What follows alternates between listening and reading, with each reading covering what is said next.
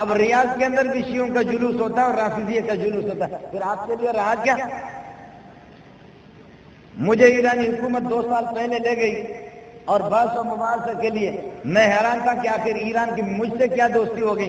بعد میں معلوم ہو گیا کہ شیخ الاسلام نے میرا نام دیا تھا، ایرانی سنیوں نے میرا نام دیا تھا، تو ہر ملک سے وہ ایک ایک بندہ لے جاتے، تو مجھے بھی لے گئے۔ میں یہاں سے گیا دبئی میں، یہ کالی پگڑی میری بندھی ہوئی تھی، تو میں نے سوٹ کیس اپنے دبئی میں رکھا، جہاز اسٹاپ کر رہا تھا، وہاں دوسرے جہاز میں جانا تھا، 6 گھنٹے وہاں مجھے رکنا تھا۔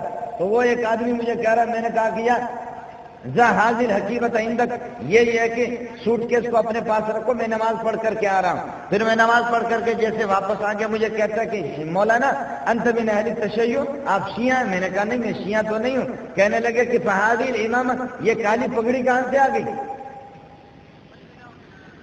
میں نے کہا بھائی پگڑی تو میری کالی ہے، لیکن یہ کہ میں سنی ہوں، اس لیے کہ سفید پگڑی کا بھی ثبوت ہے اور کالی پگڑی کا بھی ہمارے ہاں ثبوت ہے۔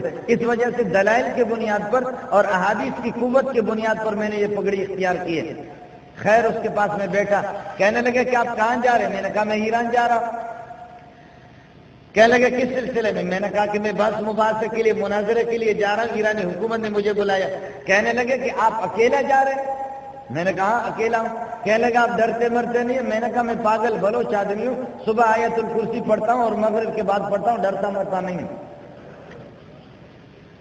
اس لیے کہ بلوچ تو ہوتا ہی پاگل ہے کہ جس طریقے پر احمد بخش ہے۔ ہم لوگ تو اس لیے تو پاگل ہیں، ہم لوگ بلوچ لوگ، بلوچ کا معنی بلوچ بے سوچ کدھر چلا گیا؟ بلوچ کی عقل کہاں ہوتی ہے؟ میں نے کہا کہ بابا ہم صبح کو آیت الکرسی پڑھتے، شام کو پڑھتے، سورہ فاتحہ پڑھتے، جو کچھ ہو، جو ہونا ہے سو ہوگا، جو ہو گیا سو ہو گیا، جو ہو رہا ہے تو ہو رہا ہے، تو ہم کیا کریں گے؟ بس کہنے لگے کہ نہیں پھر بھی کچھ بابا میری تصویر نہیں بنانا اللہ کے لیے۔ پھر بھی کہنے لگے آپ کچھ احتیاط کرو۔ میں نے کہا احتیاط میں احتیاط کچھ بھی نہیں ہے۔ کہنے لگے کھانے مانے میں آپ کو کچھ دے دے؟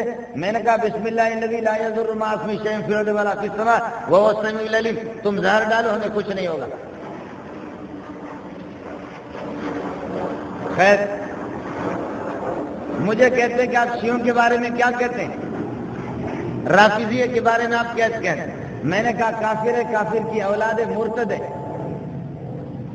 کہنے لگے مولانا کیوں مرتد ہے؟ میں نے کہا ابو بکر کو مرتد سمجھتے، عمر کو مرتد سمجھتے، عثمان کو مرتد سمجھتے، دیگر صحابہ کو مرتد سمجھتے، عائشہ پر تہمت لگاتے، قرآن کی تحریف کے قائل، کہتے خدا جھوٹ بولتا ہے، تقیہ کرتے، زنا کو حلال سمجھتے، ان کے یہاں جتنے بھی حرامی وہ سارے کے سارے سید ہیں۔ جتنے زنا کے نتیجے میں متع میں پیدا ہو گئے، من تمتع مرتن درجت کدرجت الحسن، جو آدمی ایک مرتبہ متع کرے تو اس کو یہ کہ کدرجت الحسین، حسین کا مرتبہ حاصل ہو جائے۔ ومن تمتع مرتين درجت کدرجت الحسن، 2 مرتبہ زنا کرے، بمبو کرے تو وہ حسن کا مرتبہ پہنچے۔ ومن تمتع 3 مرات، 3 مرتبہ متع کرے تو درجت کدرجت علی بن ابی طالب، حضرت علی کے مقام پر پہنچے۔ ومن تمتع 4 مرات، 4 مرتبہ جو بمبو کرے تو پھر وہ محمد کے درجے پر پہنچے، تو اپنی ماں کو کرائے تاکہ پھر یہ کہ خدا کے درجے کو پہنچے۔ یہودی زنا کرتے ہیں لیکن زنا کو جائز نہیں سمجھتے۔ کسی بھی مذہب کے اندر زنا کی اجازت نہیں ہے۔ آپ کہیں گے کہ یہود اس کی اجازت دے رہے، عیسائی اس کی اجازت دے رہے، وہ ان کا مذہب اس کی اجازت نہیں دیتا۔ یاد رکھ لینا آپ لوگ علماء کرام بیٹھے ہوئے، قتل ہے، سود ہے، زنا ہے۔ قتل، سود، زنا، یہ 3 چیزیں ان کی جو حرمت ہے، حرمت عقلی ہے، اور حرمت عقلی جو چیزیں عقلاً حرام ہوتی ہے وہ کسی خاص شریعت کے ساتھ ان کی حرمت خاص نہیں ہوتی، وہ ہر شریعت کے اندر وہ اسی طرح حرام ہوتی ہے۔ آدم علیہ السلام کے زمانے سے لے کر کے اس طریقے پر زنا ہو، شراب زنا ہو، اور اسی طریقے پر ربا ہو، اور اسی طریقے پر اللہ آپ کا بھلا کرے کیا ہے یعنی قتل، یہ ساری چیزیں عقلاً حرام ہیں۔ یہودیوں کا مذہب زنا کی اجازت نہیں دے رہا، عیسائیوں کا مذہب اس کی اجازت نہیں دے رہا، قادیانیوں کا مذہب بھی اس کی اجازت نہیں دے رہا۔ یہ ایک ہی خاص مذہب ہے کہ جس کے اندر ہکڑو دک ہنبو تب وہ حسین جو مرتبہ، بدک ہنبو تو وہ حسن جو درجو، ٹرے ہنبو تو پھر یہ ہے کہ اور تو گدے والے اپنے اندر گھسیڑ دو مرتبہ تمہارا اور ہو جائے گا۔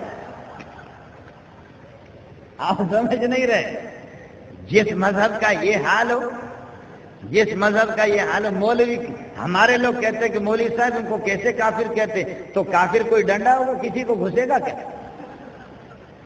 کفر تو آدمی کا عقیدہ نظری ہے، جو زنا کو یہ ہے کہ حلال سمجھے تو کفر اور کیا ہو۔ اور پھر اس کے درجے میں جب آدمی جب زنا کرے گا، زنا کرنے کے بعد جب غسل کرے گا، غسل کرنے سے جب وہ قطرات وہ پانی کے اس کے جسم سے گریں گے، ایک ایک قطرے پر 70,000 فرشتے اس کے لیے دعا کریں گے، ایک ایک قطرے پر 70,000 فرشتے اس کے لیے دعا کریں گے۔ اور وہ کہتے ہیں کہ ہم لوگ تقیہ نہیں کرتے، ہم لوگ جھوٹ نہیں بولتے، بلکہ خدا بھی جھوٹ بولتا ہے، اور خدا کے اس جھوٹ کا نام انہوں نے رکھا بدا بدا بدا بدا یبدو بدوا، کہتے ہیں کہ اللہ بھی جھوٹ بولتا ہے، اور اللہ کی بھی خصوصیت ہے، اور اللہ بھی بہت سی باتیں چھپاتے ہیں۔ تو ہم لوگ اگر تقیہ کریں تو کیا؟ آپ کی اطلاع کے لیے عرض کروں، مذہب ایک ایسی چیز ہے، مذہب تو نہ کہو، عقیدہ، مذہب کی بات میں نہیں کر رہا۔ امام شافعی کے ساتھ ہمارا اختلاف مذہب کا ہے، امام مالک کے ساتھ ہمارا اختلاف مذہب کا ہے، اور امام احمد بن حنبل کے ساتھ ہمارا اختلاف مذہب کا ہے۔ یہ اختلاف مذہب ہے، اختلاف الادیان نہیں ہے، یہ اختلاف الفرق نہیں ہے، یہ اختلاف الدین نہیں ہے۔ شیعہ کے ساتھ، قادیانی کے ساتھ، رافضی کے ساتھ، قادیانی کے ساتھ، یہودی کے ساتھ، عیسائی کے ساتھ ہمارا اختلاف مذہب نہیں ہے، اختلاف دین ہے۔ اللہ کے لیے ان باتوں کو سمجھا کرو۔ اب تو مولوی نے شروع کر دیا، وہ اخباروں میں آ رہا ہے مکالمہ بین المذاہب، اور وہ کہتے ہیں تقریب بین المذاہب، کہ ہم مذاہب کو قریب کر رہے ہیں، اور کہتے کوشش کریں کہ شیعہ، تمہیں شرم آنی چاہیے، شیعہ مذہب نہیں ہے، شیعہ دین ہے، شیعہ مذہب نہیں ہے۔ امام شافعی کے ساتھ ہمارا اختلاف مذہب کا ہے، امام مالک کے ساتھ ہمارا اختلاف مذہب کا ہے، احمد بن حنبل کے ساتھ ہمارا اختلاف مذہب کا ہے۔ لیکن یہ مولوی اس قسم کا کہ گورنمنٹ کے وہ چاہتا کسی نہ کسی طریقے سے ہمیں پیسے مل جائے۔ آپ تو سمجھ جائیں گے، اخبار میں آپ بھی پڑھتے رہتے ہیں، مختلف قسمیں آ رہے، مکالمہ بین المذاہب اور تقریب مذاہب، اور مذہب کے اندر پھر یہودی بھی داخل ہے اور عیسائی بھی داخل ہے۔ شامیہ کی پہلی جلد کے اٹھا کر کے دیکھو، تنویر الابصار کو دیکھو، در مختار کو دیکھو، رد المحتار جو شامیہ اس کو بھی دیکھ لو، آپ کو پتہ چلے گا کہ مذہب کیا ہے اور دین کیا ہے۔ اتنا بھی اس اندھے کو معلوم نہیں ہے۔ شیعہ کا مستقل دین ہے، شیعہ کا مستقل عقیدہ ہے، رافضی کا، قادیانی کا مستقل عقیدہ ہے، یہودی کا مستقل عقیدہ ہے۔ یہ اختلاف الادیان ہے، یہ اختلاف الفرق ہے، یہ فرق ہے، یہ ادیان ہے۔ اور شافعی اور مالک احمد بن حنبل کے ساتھ ہمارا اختلاف وہ عقیدے کا نہیں ہے، ہمارا اختلاف اس کے ساتھ مذہب کا ہے۔ اللہ کے لیے ان باتوں کو سمجھا کرو۔ امام شافعی کے کس عقیدے میں امام شافعی کے ساتھ ہمارا اختلاف ہے؟ میں تقریر ختم کرتا ہوں، پھر کوئی مولوی آ جائے مجھ سے بات بھی کرے۔ اگر آپ کو، اب میں برطانیہ میں نہیں رہ رہا ہوں، فرانس میں نہیں رہ رہا، یہیں کراچی میں رہ رہا ہوں، اگر میرے کسی بات سے آپ کو اختلاف ہو، نوٹ کر لینا بعد میں۔ اللہ کے لیے اب آپ یہ کر رہے ہیں کہ حکومت کو دکھا رہے ہیں، کس کو آپ خوش کر رہے ہیں کہ کسی طرح کی، جی ہم تو شیعوں کو بھی، شیعہ بھی مذہب ہے، اور اسی طریقہ پر یہ کہ اللہ آپ کا بھلا کرے، قادیانی بھی مذہب ہے، یہودی بھی مذہب ہے، انا للہ و انا الیہ راجعون۔ ساری کتابیں آپ نے دفن کر دی۔ علامہ ابن تیمیہ رحمۃ اللہ علیہ نے کتابیں لکھی، اور انہوں نے کہا کہ رافضی واجب القتل ہے، مرتد ہے۔ امام شافعی رحمۃ اللہ علیہ، امام مالک، احمد بن حنبل تینوں کہتے ہیں کہ قتل کر دو۔ امام ابو حنیفہ رحمۃ اللہ علیہ کہتے ہیں کہ اس طرح قتل نہ کرو، حکومت کے ذریعے سے قتل کرا دو۔ باقی اس میں تو کسی کا اختلاف نہیں ہے کہ صحابہ کو گالی دے دے، تحریف قرآن کے بھی قائل ہو، اور یہ کہہ دے کہ جی قرآن کے اندر تحریف ہو چکی ہے۔ آپ کی اطلاع کے لیے عرض کر، آپ تو مشہور کر دیا کہ شیعوں کے اندر حافظ بھی ہے۔ میں گیا تھا، جب ہم لوگوں کی بات مباحثہ وہاں پر 3-4 دن ہو گئی، تو انہوں نے کہا کہ آپ لوگ ثقلین کو نہیں مانتے۔ ثقلین، ثقل اکبر یہ کہتے قرآن کو، اور ثقل اصغر کہتے علی، فاطمہ، حسن، حسین اور محمد رسول اللہ صلی اللہ علیہ وسلم۔ پنجتن پاک کو کہتے، پنجتن پاک یہ ثقل اصغر ہے۔ کہتے ہیں کہ آپ لوگ پھر حسن حسین کا جلوس کیوں نہیں مناتے؟ آپ ان کے لیے پریشان نہیں ہے، آپ ان کے دشمن ہیں تو آپ پریشان نہیں۔ محرم میں آپ یہ جلسے کرتے ہیں اور آپ لوگ سینہ کو بھی نہیں کرتے، اور اس طریقہ پر یہ ہے کہ آپ لوگ ماتم نہیں کرتے۔ معلوم یہ ہوتا ہے کہ آپ لوگ حسین کے دشمن ہیں۔ میں نے کہا بے غیرت، ہم حسین کے قاتل ہیں کہ تم نے ہمیں بلایا ہے؟ آپ نے مجھے حسین کا قاتل سمجھ کر کے بلایا؟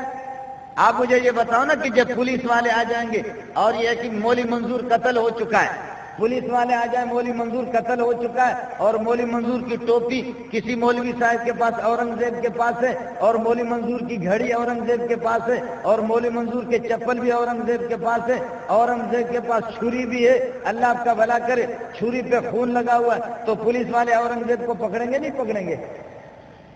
بابا جب پولیس والے آ جائیں اور دیکھیں کہ مولی منظور کی گھڑی، مولی منظور کی یہ کہ ٹوپی، مولی منظور کی پگڑی، مولی منظور کا لباس سب کچھ اورنگزیب کے پاس ہے، اور اورنگزیب کے پاس چھری بھی ہے اور وہ زخمی بھی ہے، اور چھری پر یہ کہ خون بھی لگا ہوا ہے، تو پولیس والے پکڑیں گے کہ آسمان سے کوئی فرشتہ تو نہیں آیا؟ آپ رنگے ہاتھ پکڑے گئے، آپ کے ہاتھ میں چھری ہے، قاتل آپ ہیں۔ اب بتاؤ، ہم حکومت کو بھی کہتے ہیں کہ تم آ جاؤ محرم کے دنوں میں آ جاؤ، ہم آپ کو بتاتے ہیں کہ گھوڑا حسین کا کس کے پاس ہے، چھری کس کے پاس ہے، ذوالجنا کس کے پاس ہے، حسین کا سامان کس کے پاس ہے؟ بہنچودو قاتل تو تم ہو۔ آپ سمجھ نہیں رہے، قاتل ہم ہیں بھائی، قاتل کون ہے؟ ارے چھوڑ بابا، او مولوی صاحب چھوڑ، میری بات سن لے، اور بعد میں نعرہ لگا دیں اپنا نشہ پورا کرو۔ بھائی چھری کس کے پاس ہے؟ چھری تمہارے پاس ہے، گھوڑا تمہارے پاس ہے، اور پھر اتنا وکیل ہے کہ LLB ہے، اور یہ کہ 6-10 لاکھ روپے لیتا ہے، مقدمہ جتواتا ہے کورٹ کے اندر۔ یہ وکیل اتنا سمجھدار ہے کہ گھوڑے کے سامان کو پکڑ کر کے حسین جو گھوڑا، اس سے بہتر ہے تم ہمارے کسی بلوچ کے سامان کو اٹھاؤ، کم ثواب ملے گا آپ کو۔ گھوڑے کے سامان اٹھانے سے تمہیں فائدہ کیا ملے گا؟ اور پھر ہمارے اتحادی ہے، ہم تو آپ کو دعوت دیتے ہیں، آپ ہمارے اتحادی ہے، مصیبت میں ہم آپ کے کام نہیں آئیں گے تو کب آپ کام آئیں گے؟ آپ چھری خود اپنے آپ کو نہ مارو، ہمیں